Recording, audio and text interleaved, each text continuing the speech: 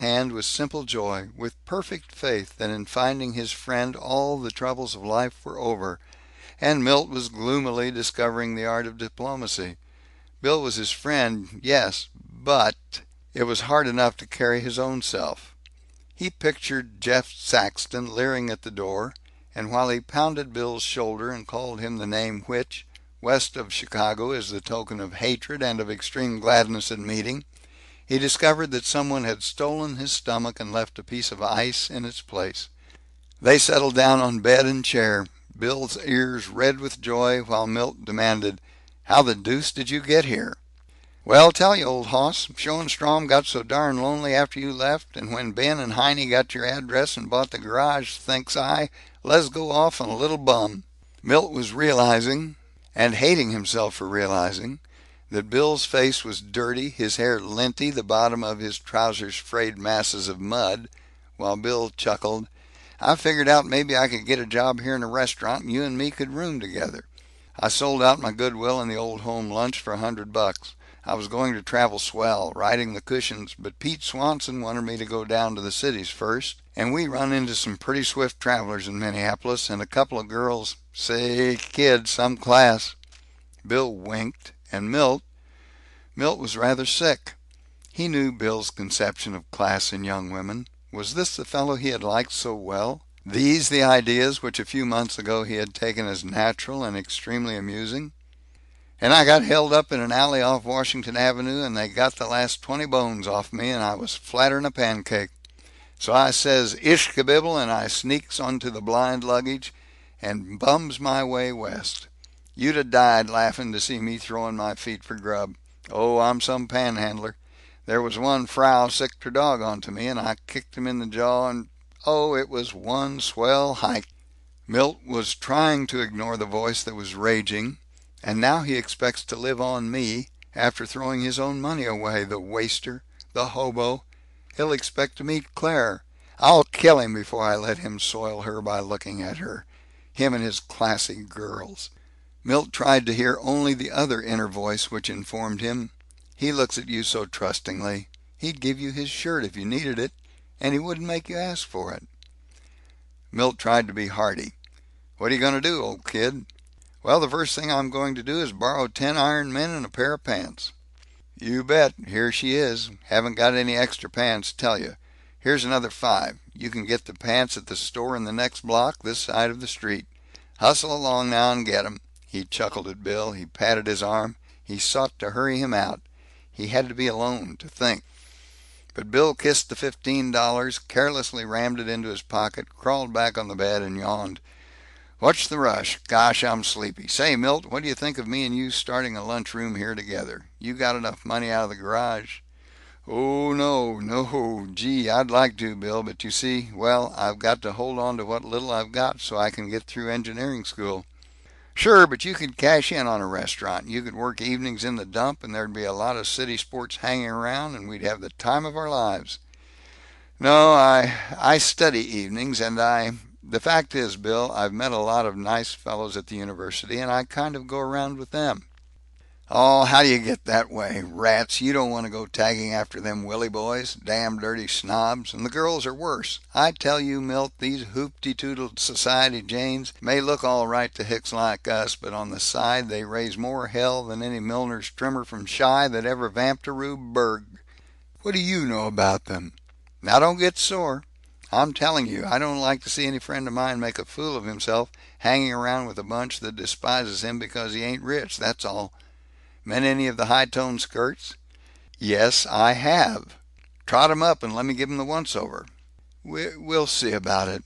Now I got to go to a mathematics recitation, Bill. You make yourself comfortable. I'll be back at 5." Milt did not have to go to a recitation. He marched out with briskness in his step and a book under his arm. But when he reached the corner, the briskness proved to be spurious, and the mathematics book proved to be William Rose Benet's Merchants of Cathay, which Claire had given him in the Yellowstone, and which he had rescued from the wrecked bug. He stood staring at it. He opened it with unhappy tenderness. He had been snatched from the world of beautiful words and serene dignity, of soaring mountains and companionship with Claire in the radiant morning, back to the mud and dust of Schoenstrom, from the opera to city sports in a lunchroom. He hated Bill McGolwey and his sneering assumption that Milt belonged in the filth with him. And he hated himself for not being enough of a genius to combine Bill McGolwey and Claire Boltwood.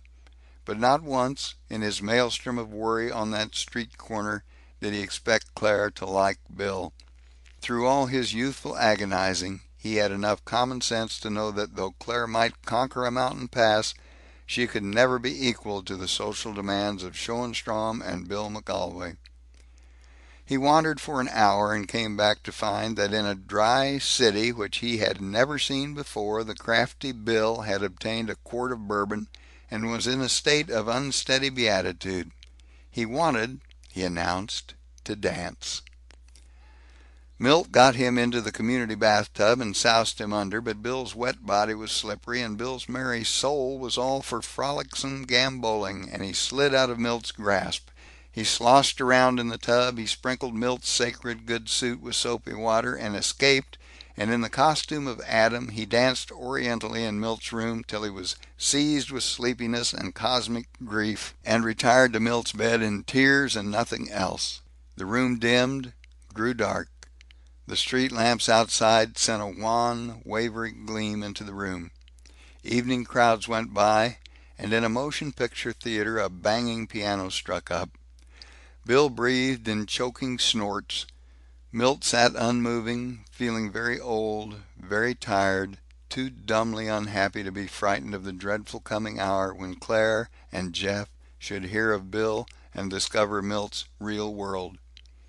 He was not so romantically loyal, not so inhumanely heroic, that it can truthfully be reported that he never thought of getting rid of Bill. He did think of it, again and again. But always he was touched by Bill's unsuspecting trust, and shook his head, and sank again into the fog. What was the use of trying to go ahead? Wasn't he, after all, merely a Bill McGolwey himself? If he was, he wouldn't inflict himself on Claire. For several minutes he gave up forever the zest of climbing. When Bill awoke, brightly solicitous about the rest of the quart of bourbon and bouncingly ready to go out and have a time, Milt loafed about the streets with him, showing him the city. He dully cut his classes next morning and took Bill to the wharves. It was late in the afternoon when they were lounging in the room and Bill was admiring his new pants. He boasted of having bought them for $3, and pointed out that Milt had been a galoot to spend $10 for shoes, that someone knocked at the door. Sleepily expectant of his landlady, Milt opened it on Miss Claire Boltwood, Mr. and Mrs. Eugene Gilson, and Mr. Geoffrey Saxton. Saxton calmly looked past him at Bill, smiled slightly, and condescended. "I thought we ought to call on you, so we've dropped in to beg for tea." Bill had stopped midway in scratching his head to gape at Claire. Claire returned the look, stared at Bill's frowsy hair, his red wrist, his wrinkled, grease-stained coat, his expression of impertinent stupidity. Then she glanced questioningly at Milt, who choked, "Oh, yes, yes, sure. Glad to see you. Come in. Get some tea. So glad to see you. Come in." End of chapter 32.